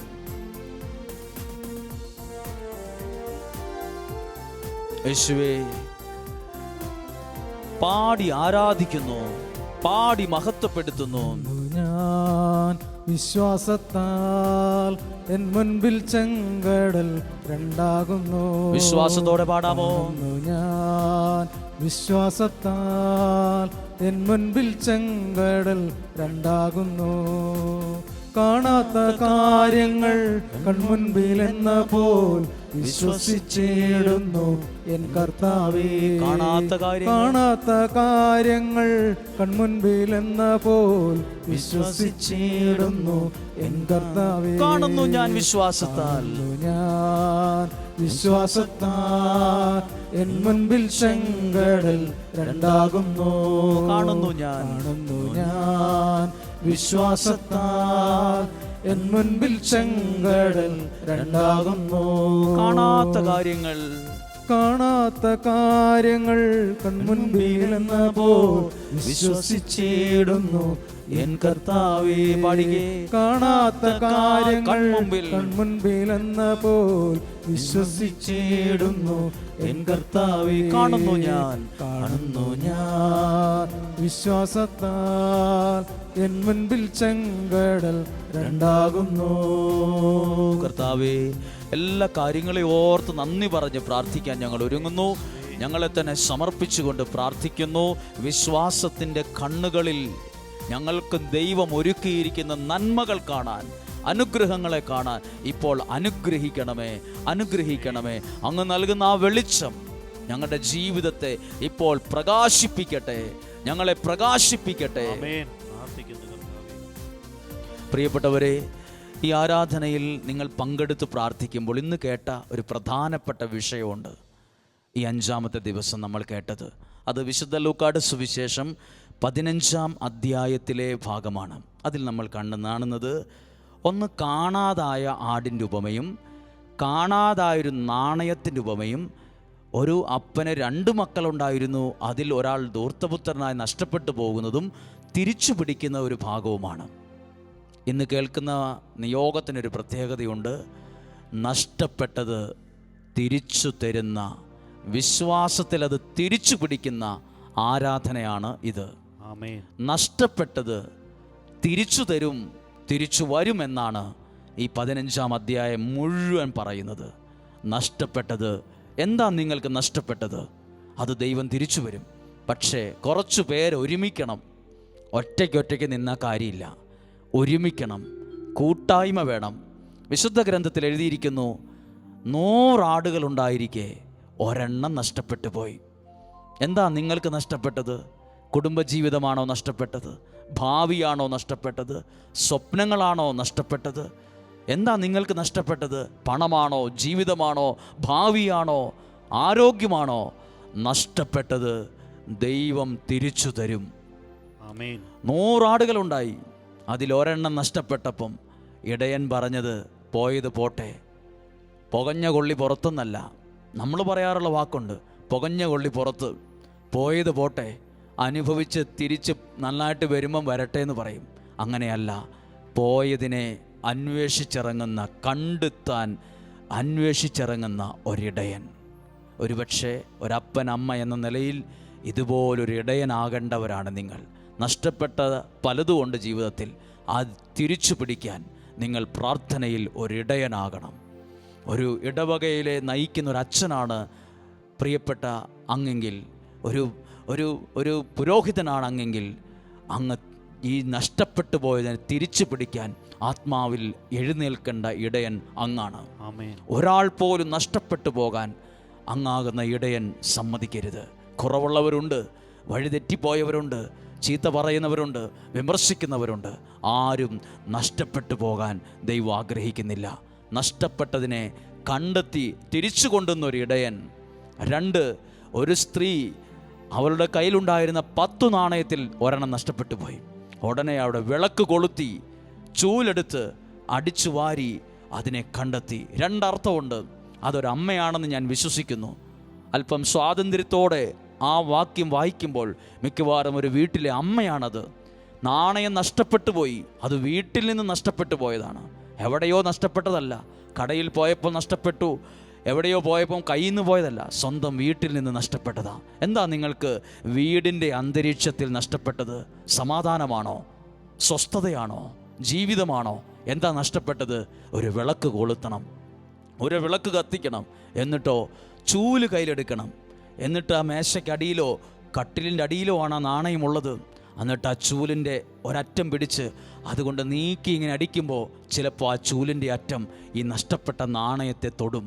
അപ്പോൾ ആ തൊട്ടതിലൂടെ ആ നാണയം പതുക്കെ നമ്മളിലേക്ക് അടുത്തു വരും. ആ ചൂല്, ഞാൻ വിശ്വസിക്കുന്നു, ആ ചൂല് നമ്മൾ പ്രാർത്ഥിക്കുന്ന പ്രാർത്ഥനയാണ്. അതുകൊണ്ട് നഷ്ടപ്പെട്ടതിനെ തൊടണം. വിളക്ക് ഈ ആരാധനയാണ്. ഈ ആരാധനയിൽ പ്രാർത്ഥനയോടെ നിങ്ങൾ തൊടുന്നതൊക്കെ നിങ്ങളുടെ കയ്യിൽ വരും. ഏത് നഷ്ടപ്പെട്ടതാകട്ടെ, നഷ്ടപ്പെട്ട ജീവിതമാകാം, ഭാവിയാവാം, സ്വപ്നങ്ങളാകാം, പ്രതീക്ഷയാകാം, നഷ്ടപ്പെട്ടതിനെ തിരിച്ചു പിടിക്കാൻ പ്രാർത്ഥനയാകുന്നൊരു ചൂലെടുക്ക്. എന്നിട്ട് അതിനെ ഇങ്ങനെ ചൂലുകൊണ്ട് നമ്മൾ കണ്ടിട്ടില്ലേ ചിലർ കട്ടിലിൻ്റെ അടിയിലുള്ള അഴുക്കിനെയൊക്കെ ഇങ്ങനെ അടിച്ച് പുറത്തേക്ക് കൊണ്ടുവരുന്നത്? ഇതുപോലെ നമ്മളും ഈ പ്രാർത്ഥനയാകുന്ന ചൂലുകൊണ്ട് നഷ്ടപ്പെട്ടതിനെ തൊടുമ്പം അത് നമ്മളിലേക്ക് തിരിച്ചു വരും. ദൈവം തിരിച്ചു തരും. നഷ്ടപ്പെട്ടത് തിരിച്ചു വരും. അടുത്തത് ഒരു അപ്പനാണ്. 2 മക്കളുള്ള ഒരപ്പൻ. ഒരു മകൻ വീട്ടിൽ നിന്ന് ഇറങ്ങിപ്പോകുന്നു സമ്പത്തുമായി. അതെവിടെയൊക്കെയോ എങ്ങനെയൊക്കെയോ ജീവിച്ച് തകർത്ത് തരിപ്പണമായി തിരിച്ചു വരുന്നു. പ്രതീക്ഷയോടെ ഇരിക്കുന്ന ഒരപ്പൻ. ഇവർ 3 പേരും ഒന്നിക്കേണ്ട കാലഘട്ടമാണിത്. ഒന്നാമത്തേത് ഇടയൻ, രണ്ടാമത്തേത് ഒരപ്പൻ, മൂന്നാമത്തേത് ഒരമ്മ. ഇവർ 3 പേരും ഒരുമിച്ചാൽ തിരിച്ചു പിടിക്കാൻ പറ്റാത്ത വിധത്തിൽ ഒന്നുമില്ല. ഇവർ 3 പേരും ഒരുമിച്ചാൽ ഏതു നഷ്ടവും അത് മാറിയിരിക്കും. നഷ്ടപ്പെട്ടത് തിരിച്ചു വന്നിരിക്കും. ഒരു കുടുംബത്തിൽ ഐക്യപ്പെടേണ്ട 2 പേർ, ഒരമ്മയും അപ്പനും. സ്നേഹം പുറത്തു നിന്നല്ല നമ്മുടെ മക്കൾ പഠിക്കേണ്ടത്. സീരിയലിലും സിനിമയിലും കാണുന്ന സ്നേഹമാണ് പലരും സ്നേഹമാണെന്ന് വിചാരിച്ചത്. അത് കണ്ടിട്ടാ പലരും പഠിച്ചത്. സ്വന്തം അപ്പനും അമ്മയും സ്നേഹിക്കുന്ന സ്നേഹം എന്തോ മക്കൾക്ക് പണ്ട് പഠിക്കാൻ പറ്റുന്നില്ല. അവർ തമ്മിൽ എപ്പോഴും വഴക്കും പ്രശ്നങ്ങളുമാണ്. ആദ്യം ഐക്യപ്പെടേണ്ടത് സുഹൃത്തെ നിങ്ങൾ ഓരോരുത്തരുമാണ്. കുടുംബത്തിലെ കുടുംബനാഥനും നാഥയും ഐക്യപ്പെടണം. അവിടെ ഒരു ഐക്യത്തിൻ്റെ പ്രാർത്ഥനയുടെ കരമുയരണം. ഈ വിമല ഹൃദയ പ്രതിഷ്ഠ നിങ്ങളുടെ കുടുംബത്തിലും നിങ്ങളുടെ ഇടവകയിലും നിങ്ങളുടെ സമൂഹത്തിലും ഒരു ഐക്യം കൊണ്ടുവരട്ടെ. ഒരു സ്നേഹത്തിൻ്റെ ഒരു ചരടിൽ ഒരു ചരടിൽ മുത്തുകൾ കോർക്കുന്നത് പോലെ നമുക്ക് പരസ്പരം ഒന്ന് ചേർന്നിരുന്ന് ഒന്ന് കരങ്ങൾ ഉയർത്തി ഒന്ന് പ്രാർത്ഥിക്കാൻ ഒരുങ്ങാം. ദൈവത്തിൻ്റെ അത്ഭുതങ്ങൾ കാണാൻ ഇടവരട്ടെ. ദൈവത്തിൻ്റെ പ്രവൃത്തി വെളിപ്പെടാൻ ഇടവരട്ടെ. നിങ്ങളത് വിശ്വസിക്കുന്നെങ്കിൽ നിങ്ങളൊന്ന് കരങ്ങൾ ഹൃദയത്തോട് ചേർത്ത് വയ്ക്കുക. എന്നിട്ടൊന്ന് പ്രാർത്ഥിച്ചേ. ഞങ്ങളുടെ കുടുംബത്തിൽ അസ്വസ്ഥതയാണ്. മിണ്ടിയിട്ട് തന്നെ കുറേ നാളായി, സംസാരിച്ചിട്ട് നാളുകൾ കുറേയായി. ഒരു സ്നേഹമില്ല, ഒരു അന്വേഷണവും ഇല്ല. എന്തായി? എവിടെയാണ്? സുഖമാണോ? എങ്ങനെ പോകുന്നു? സന്തോഷമായിട്ടിരിക്കുന്നോ? ദൈവകൃപയിൽ എങ്ങനെ പോകുന്നു? അന്വേഷിക്കാറ് പോലുമില്ല. ജീവിച്ചോ മരിച്ചോ, ആളുണ്ടോ ഇല്ലയോ, ഒന്നുമില്ല. ഒരു സ്നേഹവും ഇല്ല. ബ്രിട്ടീഷുകാർ ഇന്ത്യയെ ഭരിക്കാൻ വന്നപ്പോൾ ഇന്ത്യയെ ചൂഷണം ചെയ്യാൻ ഒരു പോളിസി അവർ കൊണ്ടുവന്നു. Divide and rule. അതായത് ഇന്ത്യക്കാരെ ചൂഷണം ചെയ്യാൻ തമ്മിലടിപ്പിച്ചു. അതാണ് ഏറ്റവും ഒരാളെ തകർക്കാൻ, ഒരു കുടുംബത്തെ തകർക്കാൻ, ഒരു രാജ്യത്തെ തകർക്കാൻ, ഒരു പ്രസ്ഥാനത്തെ തകർക്കാൻ, ഒരു കൂട്ടായ്മയെ തകർക്കാൻ ഏറ്റവും എളുപ്പമുള്ള വഴി. ബോംബിടണ്ട, പട്ടാളത്തെ ഇറക്കൊന്നും വേണ്ട, തമ്മിലടിപ്പിച്ചാൽ മതി. ഇന്ന് നോക്കൂ, സാത്താൻ ഏറ്റവും കൂടുതൽ ഉപയോഗിക്കുന്നൊരു തന്ത്രമാണ് തമ്മിലടിപ്പിക്കും. ഒരിക്കലും ഒന്നും ചേരത്തില്ല, ഒട്ടി വരത്തില്ല. അപ്പോൾ തുടങ്ങും പ്രശ്നങ്ങൾ. മാലപ്പടക്കത്തിന് തീ കൊടുക്കുന്നത് പോലെ വഴക്കും ബഹളവും. എന്തു പറഞ്ഞാലും ഇഷ്ടമില്ല, എന്തു പറഞ്ഞാലും വഴക്ക്, എവിടെ തൊട്ടാലും പ്രശ്നം, എന്തു ചെയ്താലും പരാതി. ഒന്നും ചേരുന്നില്ല. ഐക്യത്തിന് വേണ്ടി ഒന്ന് പ്രാർത്ഥിച്ചേ. കുടുംബത്തിൻ്റെ, ഇടവകയുടെ, സമുദായത്തിൻ്റെ കെട്ടുറപ്പ് ഐക്യത്തിലായുള്ളത്. ദൈവം ആഗ്രഹിക്കുന്നത് ഐക്യമാണ്, കൂട്ടായ്മയാണ്. നമ്മൾ അങ്ങനെയെങ്കിൽ സാധിക്കുമെങ്കിൽ നിങ്ങളുടെ കുടുംബത്തിലായിരുന്നു നിങ്ങൾക്ക് കരങ്ങളൊക്കെ ഒന്ന് കോർത്ത് പിടിച്ച് പ്രാർത്ഥിക്കാൻ പറ്റുന്ന ഒരു അന്തരീക്ഷവും സ്വാതന്ത്ര്യവും ഉണ്ടെങ്കിൽ അങ്ങനെയൊന്ന് പ്രാർത്ഥിക്കുക. ഇല്ലെങ്കിൽ നിങ്ങൾ അവരെ മനസ്സിൽ കണ്ട് അവരുടെ കരങ്ങൾ ചേർത്ത് പിടിച്ചതുപോലെ അവരുടെ മനസ്സിനെയും ഒന്ന് ചേർത്ത് പിടിച്ച്, ഒരുപക്ഷെ തകർന്നവരും പരാജയപ്പെട്ടവരും വീണവരും ഒരു ചില്ലുപാത്രം കണക്ക് പൊട്ടി തകർന്നവരും എന്നെ കേൾക്കുന്നുണ്ട്. ഒരു പശയ്ക്കും ഇനി ഒട്ടിക്കാൻ പറ്റിയാലെന്നാണ് പറയുന്നത്. ചില കുപ്പിപ്പാത്രങ്ങൾ നിലത്ത് വീണ് പൊട്ടുമ്പം ഇനി അത് പശ വെച്ച് ഒട്ടിച്ചാൽ ഒട്ടില്ല എന്ന് പറയും. ഇത്രയും കഷ്ണങ്ങൾ എങ്ങനെ ഒട്ടിക്കാനാ? പക്ഷെ ദൈവത്തിൽ വിശ്വസിക്കുന്നെങ്കിൽ ഏതു ചിതറിയതിനെയും ഏതു നഷ്ടത്തെയും ദൈവം തിരിച്ചു കൊണ്ടുവരും, തിരിച്ചു പിടിക്കും. നഷ്ടം അനുഗ്രഹമായി മാറും. അപ്പം നഷ്ടങ്ങളെല്ലാം നഷ്ടങ്ങളായി അവസാനിച്ചു എന്നല്ല ഈ ലൂക്കാസ് സുവിശേഷം 15-ാം അധ്യായം പറയുന്നത്. നഷ്ടങ്ങൾ അനുഗ്രഹമായി മാറിയ കഥകളാണ്, അനുഭവങ്ങളാണ്. നിങ്ങളുടെ കുടുംബത്തെ ചേർത്ത് വയ്ക്കട്ടെ. നിങ്ങൾ ശാലോമിലേക്ക് എഴുതി അയച്ച നിയോഗങ്ങളില്ലേ, അതിപ്പോൾ കൊണ്ടുവരികയാണ്. അതിൽ കുടുംബവുമായി ബന്ധപ്പെട്ട് ആയിരക്കണക്കിന് നിയോഗമുണ്ട്. കുടുംബ സമാധാനം ആഗ്രഹിച്ച് പ്രാർത്ഥിക്കുന്ന മറ്റായിരങ്ങളുണ്ട്. എല്ലാ നിയോഗവും ചേർത്ത് പിടിച്ച് കരങ്ങൾ കോർത്ത് പിടിച്ചിരിക്കുന്ന നിങ്ങളൊന്ന് പ്രാർത്ഥിച്ച്, ദൈവം എൻ്റെ കുടുംബത്തെ ഒന്ന് അനുഗ്രഹിക്കണമെന്ന് പ്രാർത്ഥിച്ച്, ഞങ്ങളുടെ ഇടവകയെ അനുഗ്രഹിക്കണമേ എന്ന് പ്രാർത്ഥിച്ച്, ഞങ്ങളുടെ കൂട്ടായ്മകളെ വഴക്കിൽ നിന്നും ബഹളത്തിൽ നിന്നും തമ്മിൽ തല്ലിൽ നിന്നും എല്ലാം ഒന്ന് മാറ്റി ഒന്ന് കൂട്ടായ്മയിൽ സ്നേഹത്തിലും കൊണ്ടുവരാൻ ദൈവമേ ഒന്ന് കഴിവണേ എന്നൊന്ന് പ്രാർത്ഥിച്ച്, വഴക്കുകൾ മാറട്ടെ, അസ്വസ്ഥതകൾ മാറട്ടെ, അകൽച്ചകൾ മാറട്ടെ. ദൈവം നൽകുന്ന ഐക്യത്തിന്റെ അനുഭവം ഉണ്ടാകട്ടെ. ഐക്യത്തിന്റെ ആത്മാവ് നിങ്ങൾ നിറയട്ടെ. ഒരിടയനും ഒരു കുടുംബത്തിലെ അപ്പനും അമ്മയും ഒരുമിക്കാൻ ഇടവരട്ടെ. നമ്മൾ 3 പേരും ഒരുമിച്ചാൽ ഏത് നഷ്ടത്തെയും നമുക്ക് തിരിച്ചുകൊണ്ട് ഒന്നും നഷ്ടപ്പെട്ടു പോകാൻ സമ്മതിക്കില്ല, ഒന്നും നഷ്ടപ്പെടില്ല. നഷ്ടപ്പെട്ടാൽ തന്നെ അത് തിരിച്ചു വരും, തിരിച്ചു പിടിക്കും. ഇന്ന് മക്കൾ നഷ്ടപ്പെടുന്നു, ജീവിതം നഷ്ടപ്പെടുന്നു. അങ്ങനെ ഒരു ലോകത്ത് ജീവിക്കുമ്പോൾ നിങ്ങളുടെ പ്രാർത്ഥന ആവശ്യമാണ്. പ്രാർത്ഥനയിൽ നമുക്കൊരു നിമിഷം ഒന്ന് പ്രാർത്ഥിക്കാം, ഒന്ന് സ്തുതിക്കാമോ? നിങ്ങളുടെ ജീവിതത്തെ ദൈവം ഏറ്റെടുക്കട്ടെ. ഈ ആരാധനയുടെ സമാപന സമയം നിങ്ങളുടെ കുടുംബത്തെ ഐക്യത്തിൽ നിറയ്ക്കട്ടെ, സമാധാനം നിറയട്ടെ, വഴക്കുകൾ മാറട്ടെ, കൂട്ടായ്മകൾ ഉണ്ടാകട്ടെ, ഒരുമിച്ചുള്ള പ്രാർത്ഥനകൾ ഉണ്ടാകട്ടെ, ഒരുമിച്ചുള്ള ആരാധനകൾ ഉണ്ടാകട്ടെ, ഒരുമിച്ചുള്ള ആത്മീയ സമയങ്ങൾ ഉണ്ടാകട്ടെ. പരസ്പരം മനസ്സിലാക്കാൻ ദൈവം അനുഗ്രഹിക്കട്ടെ, പരസ്പരം അംഗീകരിക്കാൻ പരിശുദ്ധാത്മാവ് സഹായിക്കട്ടെ. പരിശുദ്ധമ്മയുടെ മാധ്യസ്ഥ നിങ്ങളുടെ കുടുംബത്തിൽ ഉണ്ടായിരിക്കട്ടെ. ഏതു നഷ്ടവും ദൈവം അനുഗ്രഹമാക്കി തിരിച്ചു തരും. നഷ്ടങ്ങളെ തിരിച്ചു പിടിക്കാൻ പറ്റും. നഷ്ടങ്ങൾ മാറും, അനുഗ്രഹമായ നഷ്ടങ്ങൾ മാറും. നഷ്ടങ്ങൾ തീരാവേദനയായി മാറില്ല, അത് അനുഗ്രഹമായി മാറും. അതൊരു അനുഗ്രഹമായി മാറും. തിരിച്ചു പിടിക്കും. നഷ്ടപ്പെട്ടത് തിരിച്ചു പിടിക്കും. ഒന്ന് പറഞ്ഞേ, വിശ്വാസം. നഷ്ടപ്പെട്ടത് ഞാൻ തിരിച്ചു പിടിക്കും. നഷ്ടപ്പെട്ടതിന്റെ കഴിവുകൊണ്ടല്ല, വിശ്വാസത്തെ ഞാൻ തിരിച്ചു പിടിക്കും. പ്രാർത്ഥനയിൽ ഞാൻ തിരിച്ചു പിടിക്കും. എന്നെ നഷ്ടപ്പെട്ടത് എന്തുമാകട്ടെ അത് ഞാൻ തിരിച്ചു പിടിക്കും. എൻ്റെ ദൈവം എന്നെ സഹായിക്കും, എൻ്റെ ദൈവം എന്നെ അനുഗ്രഹിക്കും. എല്ലാ നിയോഗങ്ങൾക്ക് വേണ്ടി പ്രാർത്ഥിച്ച് ഈശോയുടെ ആശീർവാദം നമ്മൾ സ്വീകരിക്കുന്നു. നമ്മൾ ഒരുമിച്ച് പ്രാർത്ഥിക്കുന്നു. ദൈവത്തിൻ്റെ ഇടപെടൽ ഇന്ന് സംഭവിക്കും. ഈ 5 ദിവസവും അനുഗ്രഹമായിരുന്നു. ഈ 5 ദിവസവും വിടുതലായിരുന്നു. ഈ 5 ദിവസവും സൗഖ്യമായിരുന്നു. ഈ 5 ദിവസവും സന്തോഷമായിരുന്നു. നാളെ 6-ാമത്തെ ദിവസമാണ്. അത് മുടങ്ങരുത്. 6-ാമത്തെ ദിവസവും നിങ്ങളെല്ലാവരോടും പറയണം, ആ സമയത്ത് ഒരുമിച്ച് പ്രാർത്ഥിക്കാം, ഒരുമിച്ച് ആരാധിക്കാം. വലിയൊരു അനുഗ്രഹം, അതായത് ഒരു വലിയ അണക്കെട്ടൊക്കെ പൊട്ടിച്ചു വിടുമ്പം വെള്ളം ഇങ്ങനെ കുത്തി ഒഴുകി വരുന്ന പോലെ അനുഗ്രഹം നിങ്ങളിലേക്കിങ്ങനെ ഒഴുകി വരുന്ന ദൈവമൊരുക്കിയ 33 ദിവസം മറക്കരുത്. അതൊരു ജീവിതത്തെ മാറ്റിമറിക്കുന്ന സമയമാണ്. ഈശോയുടെ ആശീർവാദം സ്വീകരിക്കുന്നു.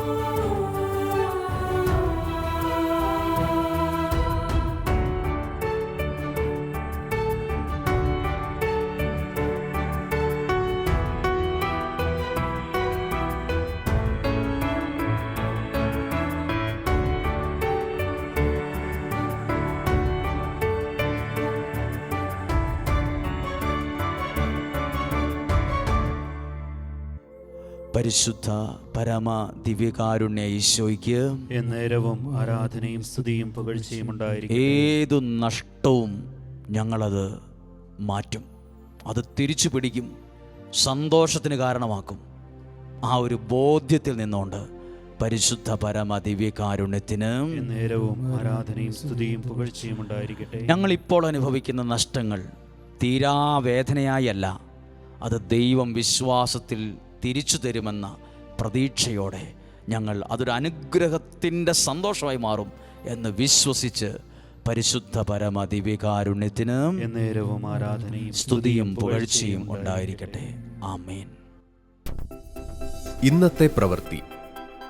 മറ്റുള്ളവർക്ക് വേണ്ടി ജീവിക്കാൻ എന്നെ അനുഗ്രഹിക്കണമേ എന്ന് നിങ്ങളുടെ നിയോഗങ്ങൾ സമർപ്പിച്ച് 33 പ്രാവശ്യം ആവർത്തിച്ച് പ്രാർത്ഥിക്കുക.